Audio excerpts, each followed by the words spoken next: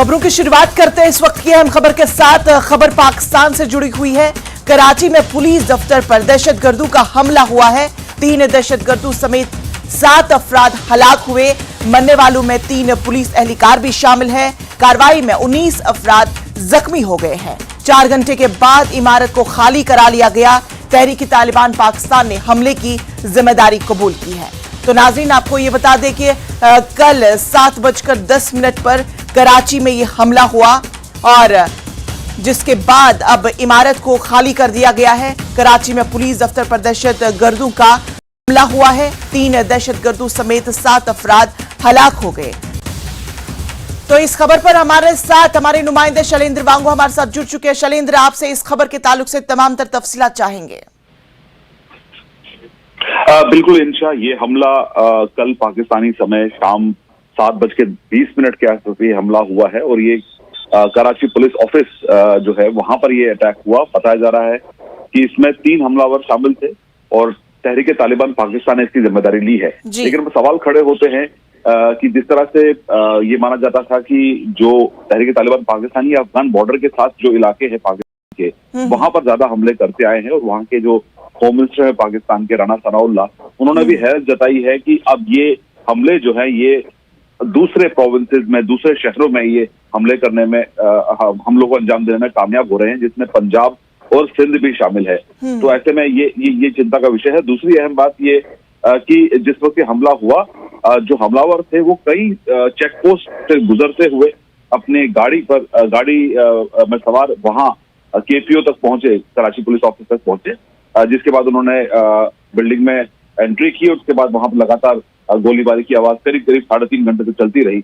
लेकिन अब जो खबरें आ रही हैं पाकिस्तान को, उसके मुताबिक बिल्डिंग को खाली करा लिया गया है। 3.5 घंटे तक ये ऑपरेशन चलता रहा और इसमें 4 लोगों की जान गई है, जिसमें एक सिविलियन भी शामिल है और वही 3 जो टीटीपी के हमलावर है उनको मार गिराया गया है। और ये भी खबर आ रही है कि जो एक हमलावर था उसमें 4थे फ्लोर पर खुद को उड़ा दिया। सुसाइड बॉम्बिंग उसने की है, सुसाइड वेस्ट उसने पहना हुआ था। हालांकि फिलहाल अभी ऑपरेशन तो खत्म हो गया है, लेकिन चिंता का विषय ये है कि जो पाकिस्तान के लिए जो नई सरदर्दी ये है कि जो पहले हमले जो बॉर्डर पर हुआ करते थे अफगानिस्तान के बॉर्डर पर, अब वो मेन शहर है लाहौर, कराची, जो पंजाब और सिंध के मेन प्रोविंसेस हैं, वहां पर इस तरह के अगर हमले हो रहे हैं तो ये पाकिस्तान के लिए एक बड़ा चैलेंज रहेगा आने वाले वक्त। बिल्कुल शैलेंद्र, अगर हम देखेंगे कि पाकिस्तान में एक तरफ से अगर इकोनॉमिक क्राइसिस की बात की जाए तो बड़े ही अरूज पर है और दूसरी तरफ से इस तरह से सुसाइड अटैक्स भी सामने आ जा रहे हैं, तो किस तरह से ये पैगाम पूरी दुनिया के लिए जा रहा है? देखिए, ये सब लोग जानते हैं कि पाकिस्तान ने कई सालों तक दहशतगर्दी को स्पॉन्सर किया है और ट्रेनिंग उनकी चलती रही है, हथियार उनको दिए गए, भारत को भी टारगेट किया गया, भारत ने बड़े आतंकी हमलों को अंजाम दिया, प्लानिंग इसकी पाकिस्तान में होती रही है। लेकिन पाकिस्तान वो मुल्क है जहां पर खुद यूएस की उस वक्त की विदेश मंत्री ने भी कहा था कि अगर आप अपने बैकयार्ड में सांप पालेंगे तो ऐसा ना समझे कि सिर्फ अपने पड़ोसियों को डसेंगे, वो आपको भी डस सकते हैं। तो यही अब हो रहा है और तहरीक तालिबान पाकिस्तान जो है वो लगातार हमलों को अंजाम दे रहा है। और जो पिछले साल नवंबर में जो बातचीत चल रही थी, जो पीस टॉक चल रही थी तहरीक तालिबान के साथ, वो डिलेर हो गई, जिसके बाद अब उन्होंने हमलों को और तेज करने के लिए इंस्ट्रक्शन दे दिए हैं तहरीक तालिबान पाकिस्तान ने। और ऐसे में अफगानिस्तान की अगर हम बात करें तो पाकिस्तान का मानना है कि अफगानिस्तान में जो तालिबान सरकार है वो भी अपना सपोर्ट कम नहीं कर रही है तालिबान पाकिस्तान को। तो ऐसे में पाकिस्तान एक तरफ जहां जूझ रहा है इकोनॉमिक क्राइसिस से, तो ऐसे में ये हम लोग को लेकर शहबाज शरीफ सरकार के लिए ये बड़ी सरदर्दी है। देखना ये होगा कि आने वाले वक्त में कि क्या वो तहरीक तालिबान पाकिस्तान को कंट्रोल कर पाते हैं या नहीं, क्योंकि अब जो हमले हो रहे हैं वो मेन पंजाब और मेन सिंध में हो रहे हैं, जो अपने आप में एक चैलेंजिंग बात है पाकिस्तान की। बिल्कुल शैलेंद्र, इससे तो यही चीज वाज़ेह होती है कि जिस थाली में खाया और उसी थाली में छेद किया जा रहा है कि पाकिस्तान ने जिनको पनाह दे रखी थी और उन्हीं से अब उन्हें इतना बड़ा खमियाजा भी उठाना पड़ रहा है। बिल्कुल बिल्कुल, पाकिस्तान सालों तक आतंकवाद को समर्थन देता रहा है। हमने ये भी देखा है कि चाहे लश्कर तैयबा हो, हिजबुल मुजाहिदीन, जैश ए मोहम्मद, ये तमाम आतंकी आउटफिट जो है पाकिस्तान से ही ऑपरेट करते हैं। हाफिज सईद जैसे जो मेन मास्टरमाइंड है मुंबई हमलों का, वो भी उस दी जाती है। और आपको ये भी बताएं कि पूरी दुनिया जानती है कि यूनाइटेड नेशन सिक्योरिटी काउंसिल में जो सबसे ज्यादा जो आतंकी जो लिस्ट है वहां पे, उसमें सबसे ज्यादा आतंकी जो है पाकिस्तान बेस्ड ही हैं। तो ये समझा जा सकता है कि पाकिस्तान को आतंकवाद की मदरशिप भी कहा जाता है, जहां से वो पूरी दुनिया में आतंकियों को सप्लाई करता है। वहां किसी दुनिया के किसी भी कोने में अगर हमला होता है तो कहीं ना कहीं उसके तार पाकिस्तान से जाते हैं। तो ऐसे में जब अपने ही बनाए हुए इस मॉन्स्टर को पाकिस्तान जो है जेल नहीं पा रहा है, इसीलिए हम देख पा रहे हैं कि तहरीक-ए-तालिबान पाकिस्तान जैसे आउटफिट जो हैं वो लगातार पाकिस्तान को निशाना बना रहे हैं। इससे पहले कि ये भी हमने देखा था कि एक मस्जिद में भी बहुत बड़ा धमाका हुआ था, जिसमें 100 से ज्यादा लोगों की जान गई थी पेशावर में। तो जाहिर तौर पर ये हमले थमने का नाम नहीं ले रहे हैं और ऐसे में पाकिस्तान को अपनी पॉलिसी बदलनी होगी। जो वो आतंकियों को पनाह देता रहा है, उनको ट्रेन करता रहा है। बिल्कुल शैलेंद्र, पॉलिसी नहीं बदलेगा, पाकिस्तान को अपनी पॉलिसी बदलनी होगी और तभी इन तमाम चीजों से दूर रह सकता है, बाज आ सकता है। तो चलिए, तफसीलात के लिए आपका बेहद शुक्रिया।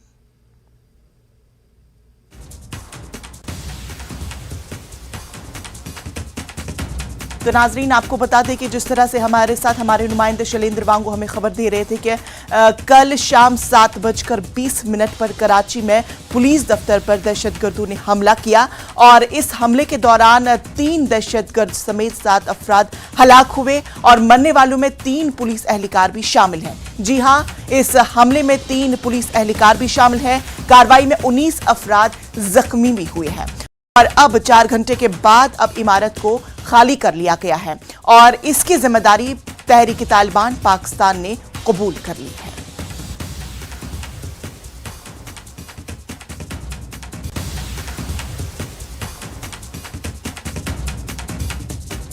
तो आपको यह खबर पाकिस्तान के कराची से बता रहे हैं, जहां पर कल 7:20 पर पुलिस दफ्तर पर दहशतगर्दों ने हमला किया।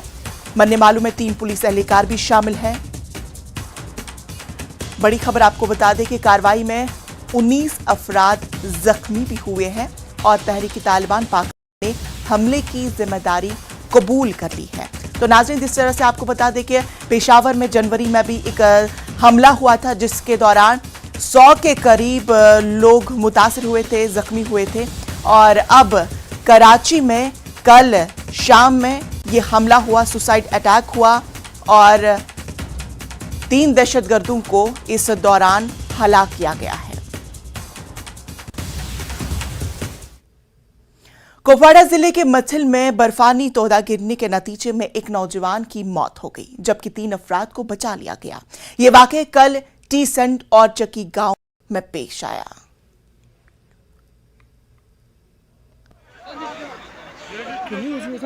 तो आपको बता दें कि कुपवाड़ा जिले के मच्छिल में बर्फानी तोदा गिरने के नतीजे में एक नौजवान की मौत हो चुकी है और 3 अफराद को इस दौरान रेस्क्यू किया गया, बचा लिया गया है। ये वाकया कल टीसेंट और चक्की गांव के बीच पेश आया है।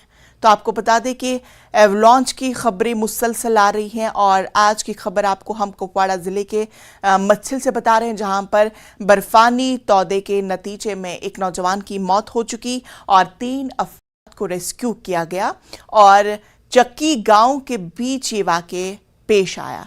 तो आप तस्वीरों में साफ तौर पर देख सकते हैं कि किस तरह से एवलॉन्च वहां पे आ चुका है और कई सारे अफराद वहां पे मौजूद थे। ताहम राहत की खबर ये है कि 3 अफराद को वहां पे बचा लिया गया, लेकिन अफसोस की खबर ये है कि एक नौजवान की इस एवलॉन्च के दौरान मौत हो चुकी। बर्फानी तोदा गिरा और उसके बाद से एक नौजवान की मौत हो चुकी। तो कल टीसेंट और चक्की गांव के बीच ये वाक़या पेश आ गया। तो आप तस्वीरों में देख सकते हैं कि किस तरह से वहां पे रेस्क्यू की टीम भी पहुंच चुकी और 3 अफराद को मौके पर ही बचा लिया गया। और तस्वीर में आप देख सकते हैं कि ये वही नौजवान है जिनकी मौत हो चुकी है बर्फानी तौदा गिरने से और 3 अफराद को मौके से बचा लिया गया। तो इस खबर पर हमारे साथ हमारे नुमाइंदे यहिया सुल्तान हमारे साथ जुड़ चुके हैं। यहिया, आपसे इस खबर के ताल्लुक से पूरी तफसीलात जानेंगे। जी ना, वहाँ पर जो गुज़िश्ता 4 बजे वहाँ पर एक बर्फानी तोदा गिरा है, जिसके नतीजे में वहाँ पर जो है मियाँ बीवी उस सड़क पे मत्सल दूधी सड़क पे चल रहे थे, तो अचानक बर्फानी तोदा गिरा है, जिसके नतीजे में वहाँ पर जो है एजाज अहमद जो है एक शख्स है जिसकी सिर्फ 8 महीने कबल शादी हुई थी, वो बर्फानी तोदे की जद में आ गया और उससे करीबन 4 घंटे के बाद वहाँ पर फौज, पुलिस और मुकामी लोगों ने जो है वहाँ पर ज्वाइंट ऑपरेशन किया रेस्क्यू का। उसके बाद उसकी डेड बॉडी निकाली गई, लेकिन जो उसकी अहलिया है वो भी बर्फानी तोदे की जद में आ चुकी थी, लेकिन वो बाल बच गई। अचानक उन्होंने फिर वहाँ पर आवाज लगाई फौजी कैंप की तरफ से, वहाँ पर मुकामी जो फौजी कैंप है वहाँ से फिर फौजी जवान आ गए और वहाँ पर मुकामी लोग वो भी आए, तो उन्होंने 4 घंटे की मशक्कत के बाद फिर डेड बॉडी को निकाला। यानी कि 8 महीने कबल ही उसकी शादी हुई थी और उसकी डेथ हुई।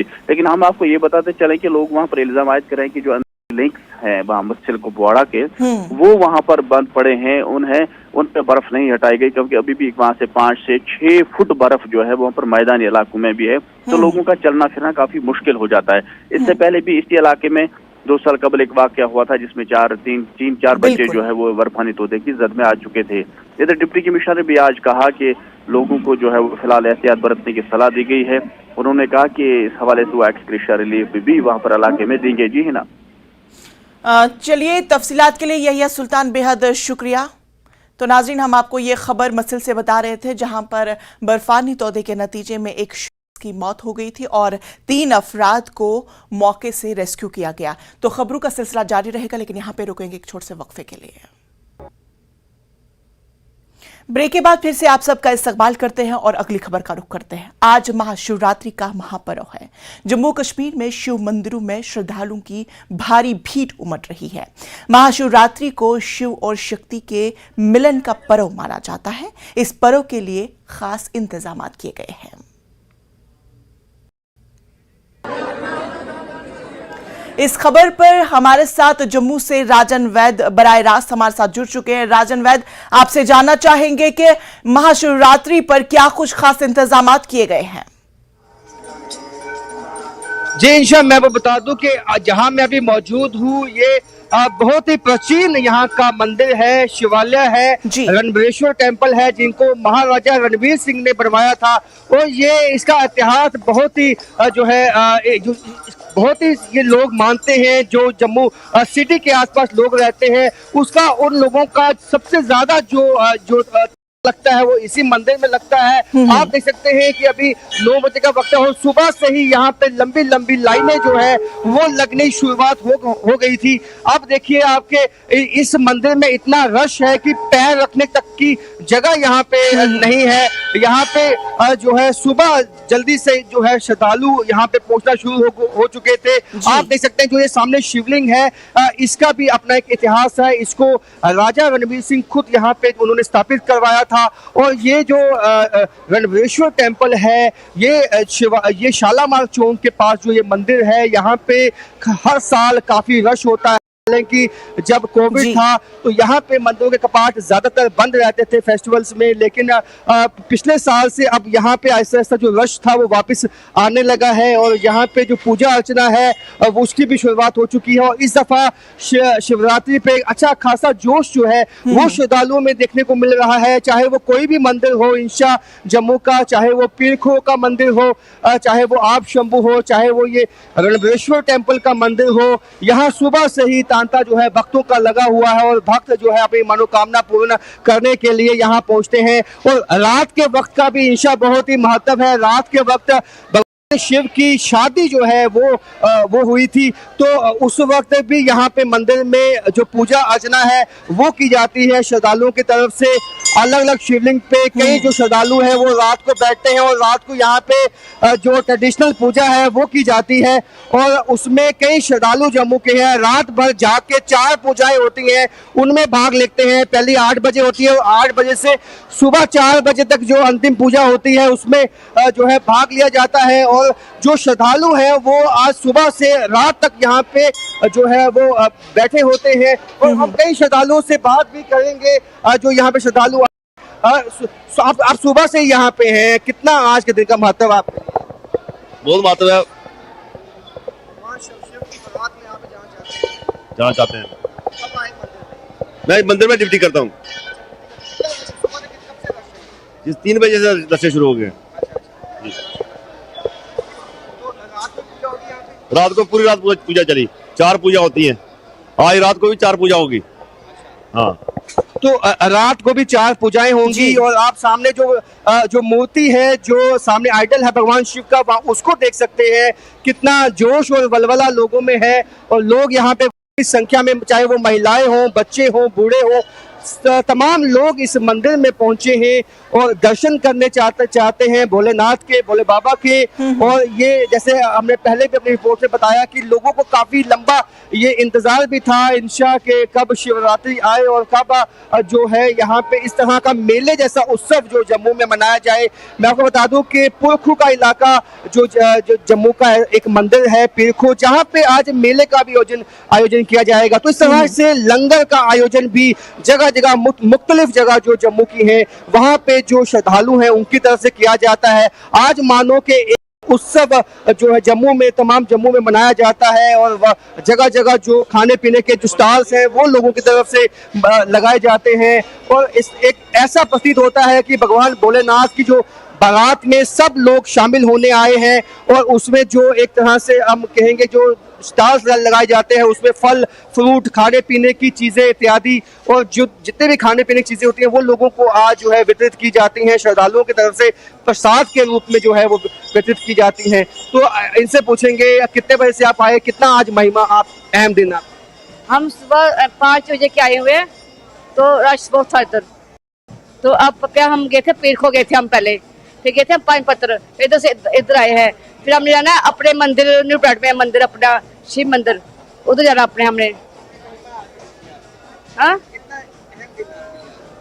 बहुत अच्छा है। भगवान शिव का किस तरह से मनाते हैं आप आज पर्व? आज शिवरात्रि किस तरह से मनाते हैं? अच्छी तरह मनाते हैं हम, धूमधाम। हाँ जी, धूमधाम से मनाते हैं हम, अच्छी पूजा करते हैं हम। तो पूजा अर्चना की जाती है। आपको दिखाते हैं इंशाल्लाह ये जो शिवलिंग है, ये कई तरह के जो यहाँ इस मंदिर में शिवलिंग है जिनकी पूजा की जाती है। आपको कई यहाँ दिखेंगे। ये एक कम से कम 20-22 ऐसे शिवलिंग है। उसके अलावा कई छोटे शिवलिंग्स भी हैं इस मंदिर की। जो सबसे अहम खासियत है इंशा आपको बताऊंगा कि यहाँ पे लाखों की तादाद में शिवलिंग्स हैं और वो छोटे छोटे शिवलिंग आपको दिखाते हैं। ये सब शिवलिंग है इंशा जो हजारों की तादाद में है यहाँ पे मंदिर में। और इस मंदिर की खासियत ये है कि इस मंदिर में हजारों लाखों की तादाद में शिवलिंग स्थापित किए गए हैं। ये महाराजा रणबीर सिंह ने यहाँ पे इसको स्थापित करवाया था और शिवलिंग भी बाहर से मंगवाया गया था, इसको यहाँ पे स्थापित किया गया था। उसका अपना एक इतिहास है। लेकिन यहाँ पे सबसे ज्यादा रश इसलिए है कि जम्मू सिटी के पास ये मंदिर है और यहाँ पे काफी संख्या में जो श्रद्धालु हैं वो पहुंचते हैं। और आपको अब हम अंदर लेके आए हैं जो मंदिर के जहाँ से वो आपको हम अब जो भक्त हैं, शिव भक्त हैं, उनको दिखाना चाहेंगे, भगवान शिव के दर्शन करवाना चाहेंगे। अपने न्यूज़ 18 के माध्यम से जो दर्शन करना चाहते हैं भगवान शिव के आज शिवरात्रि के दिन उनके दर्शन करवाएंगे। तो कितना रश पड़ता है और कितना आज का दिन अहम रहता है? कितना दिन अहम रहता है? ये रात के 11 साढ़े 11 बजे तक हो जाता है। पूरा दिन रात चलता रहता है और दोपहर को थोड़ा कम हो जाता है, फिर उसके बाद आ जाता है। 2 घंटे के बाद ऐसा रहता है प्रोग्राम। सुबह 6 बजे से शुरू हो रहा है काम जी। जी हाँ, सुबह से ही काफी रश जो है वो श्रद्धालुओं का यहाँ पे देखने में आया है। और जिस तरह से मैंने कहा था ये शिवलिंग का मंदिर है। यहाँ कई तरह की शिवलिंग स्थापित किए गए हैं। ये भी एक सफेद शिवलिंग जो है वो आप देख सकते हैं। श्रद्धालुओं को ये काफी जो है उनमें विख्यात है। यहाँ पे काफी संख्या में जब श्रद्धालु सुबह पहुंचते हैं तो विभिन्न हजारों की संख्या में जो शिवलिंग है उनकी पूजा की जाती है, उनको जल चढ़ाया जाता है। जल की व्यवस्था पहले से ही कर ली गई थी, जो हमने कल बताया था कि जो जल का जितने भी बाकी आपसे जानना चाहेंगे कि आप कह रहे हैं कि बहुत सारे लोग इस मंदिर में आते हैं, पूरे सिटी में जितने भी लोग हैं वो इस मंदिर पर पहुंच पाते हैं। लोगों के लिए आने जाने के लिए किस तरह के इंतजामात किए गए हैं और खासतौर पर सिक्योरिटी के इंतजामात के ताल्लुक से भी आपसे जानकारी चाहेंगे। जी बिल्कुल, इंशा सिक्योरिटी के बड़े ही पुख्ता इंतजाम किए गए हैं। मेरे साथ आप देख सकते हैं यहाँ अभी मंदिर परिसर के अंदर भी जो है ये पुलिस के जवान यहाँ पे मौजूद हैं, लेडी पुलिस भी यहाँ पे मौजूद हैं ताकि व्यवस्था को बनाया जा सके। जिस तरह से महिलाओं के लिए महिला पुलिस है और पुरुषों के लिए जो यहाँ पुलिस के जवान है वो तैनात किए गए हैं, इसी तरह बाहर जो मंदिर के बाहर भी इस तरह से पुलिस का डिप्लॉयमेंट है। जो एक दिक्कत यहाँ पे इंशा जो हमने आते वक्त वो है पार्किंग की दिक्कत, क्योंकि रश इतना ज्यादा है कि वो लोगों को गाड़ियां लगाने की जो व्यवस्था है वो इस तरह से, हालांकि उस तरह जो प्रबंध किए गए थे वो नाकाफी थे, लेकिन उसके बावजूद जो यहाँ पे फूलों की व्यवस्था है, पानी की व्यवस्था है, जो बाकी व्यवस्था है, बिजली की व्यवस्था है, वो तमाम व्यवस्थाएं जो है वो अच्छी ढंग से की गई है। ये तो जाहिर सी बात है, जब इतना ज्यादा रश होगा तो पार्किंग के लिए गाड़ियां लगाने की जगह नहीं बचती है, लेकिन उसके अलावा जो बाकी अरेंजमेंट्स जो जिस तरह के किए गए हैं वो बहुत ही अच्छे किए गए हैं। प्रसाद की व्यवस्था की गई है, फूलों की व्यवस्था की गई है, और उसके साथ साथ जब जैसे मंदिर में लाइंस लगाई गई हैं ताकि किसी भी तरह का क्योस ना हो, ताकि किसी कोई भगदड़ ना यहाँ मचे, उसलिए भी जो पुलिस के जवान हैं और यहाँ मंदिर कमेटी के जो वॉलंटियर्स हैं उनको तैनात किया गया है ताकि इस बात को सुनिश्चित बनाया जा सके, ताकि ये जो आज सेलिब्रेशन है वो बिना किसी विघ्न के हो जाए। ये देखिए आप पुलिस के जवान जो हैं यहाँ पे तैनात लोगों को बोलते हुए कि आप जल्दी कीजिए, अपना दर्शन करके आप यहाँ से निकल जाइए, तो क्योंकि काफी रश होता है यहाँ पे, हजारों की संख्या में आता है। पुलिस के लिए भी काफी दिक्कतें पेश आती हैं, क्योंकि पुलिस के लिए भी यहाँ पे इनको मैनेज कर पाना मुमकिन नहीं होता। हर कोई चाहता है मूर्ति के सामने ज्यादा से ज्यादा वक्त बिताए, यहाँ भोलेनाथ के दर्शन करे, लेकिन पुलिस के सामने दिक्कत यह है कि पीछे रश बहुत ज्यादा है, पीछे जो अभी दर्शन करने वाले हैं वो काफी संख्या में यहाँ लाइन में लगे हुए हैं, और पुलिस को आगे की लाइंस को निकालना है ताकि जो पीछे वाले लोग हैं उनको मौका मिल जाए यहाँ दर्शन करने का। स्थिति ऐसी पैदा ना हो मंदिर के अंदर जहाँ किसी को चोट आ जाए या कोई भगदड़ यहाँ पे मच जाए, तो उसके लिए जो है तमाम तरह के अरेंजमेंट किए गए हैं। जो शिवलिंग्स हैं आप देख सकते हैं, इन शिवलिंग्स पे जल चढ़ाते हुए लोग, और हर कोई चाहता है जितने भी शिवलिंग्स हैं, यहाँ पे मान्यता है जितने भी शिवलिंग्स हैं उन पे जल चढ़ाया जाए तो भगवान शिव की कृपा मिलती है। आज तरह तरह के फूल जो यहाँ पे लेके आए जाते हैं, और उसके साथ साथ मैं आपको बताऊंगा कि इस जल की बहुत ही महत्ता भी होती है कि जो ये जल होता है, इंशा मैं आपको बता दूं, लेकर जो है अपने ऊपर छिड़काव भी करते हैं और इसे एक गुड ब्लेसिंग्स की तरह देखा जाता है। और यहाँ पे जो शिवलिंग पे जो जल चढ़ाया जाता है उसमें फूल होते हैं और उसमें दूध होता है, और उसके साथ साथ उसमें कई तरह के जो ये हम कहते हैं कि बेल पत्री होती है, एक तरह की जो आप देख सकते हैं। ये जो थाली है इंशा, ये आपको हमारे जो देखने वाले उनको ये आइडिया देगा। गुलाब के फूल इन्होंने लिखे हैं, भंग रखा है, भंग धतूरा, और उसके साथ साथ बेल पत्री है। और इनसे जानेंगे क्या क्या होता है इस पूजा की थाली में। आप पूजा की थाली में फल फूल बेल पत्री होती है, भांग होती है, धतूरा होता है, ड्राई फ्रूट होता है, पैसे, नारियल, ये रखा है फ्रूट। मनाते हैं बड़ी श्रद्धा भावना से, साल के बाद आती है, बड़ी खुशी से, मन में बड़ी श्रद्धा होती है, और भगवान मनोकामना पूर्ण करते हैं, जो मांगे इनसे मिलता है। हाँ, व्रत भी रखा जाता है जी, व्रत रखा है। क्या होता है इसमें, क्या खाना होता है? इसमें मीठा ही खाते हैं, लेकिन सेहत के हिसाब से, जैसे सेहत है लोग करें।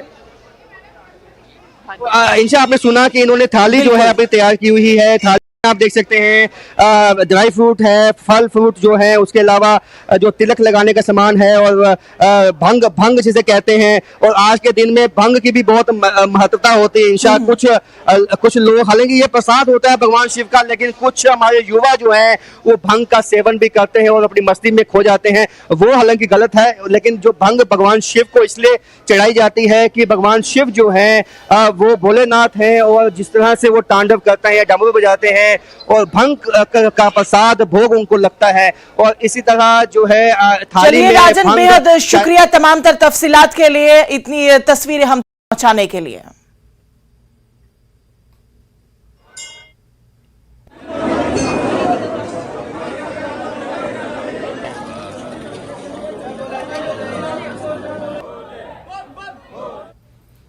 तो नाज़रीन, खबरों में फिलहाल इतना ही। मुझे दीजिए इजाजत, लेकिन आप देखते रहिए जम्मू कश्मीर लद्दाख हिमाचल। आदाब।